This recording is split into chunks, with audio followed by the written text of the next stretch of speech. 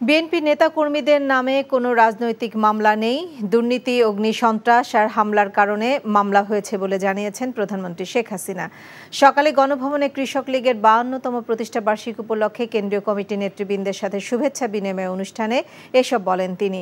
দেশের জেল হাজতে ধারণ ক্ষমতাই নেই, কিন্তু বিএনপি নেতারা কিভাবে তাদের ৬০ লাখ নেতাকর্মী গ্রেপ্তারের অভিযোগ করছে, এ সময় সেই প্রশ্নও করেন প্রধানমন্ত্রী।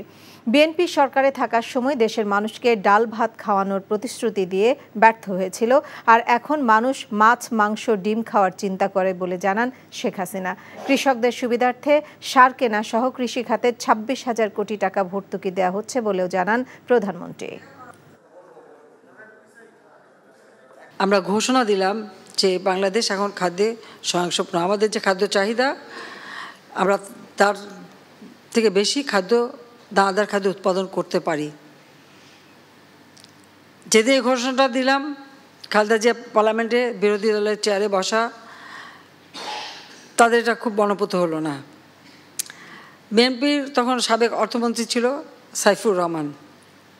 সে উঠে দাঁড়িয়ে বলল, দেশ খাদ্যে স্বয়ংসম্পূর্ণ হওয়া ভালো না। এবং খালেদা জিয়া থেকে শুরু করে বিএনপির সব নেতাদের এই কথা ছিল, দেশ খাদ্যে স্বয়ংসম্পূর্ণ হওয়া ভালো না। তা আমি উঠে দাঁড়ালাম, দাঁড়িয়ে জিজ্ঞেস করলাম যে আমরা খাদ্যে স্বয়ংসম্পূর্ণ হব না, তাহলে আমাদের খাদ্য কি আমরা ভিক্ষা করে আনবো? আমরা কি মানুষের কাছে হাত পেতে চলবো? আমরা কি সেই জায়গায় থাকবো? এই ঈদে দেশ জুড়ে কেনাকাটার ফুর্তি হবে শুধু বিকাশে, সাথে ডিসকাউন্ট কুপন, ইনস্ট্যান্ট ক্যাশব্যাক।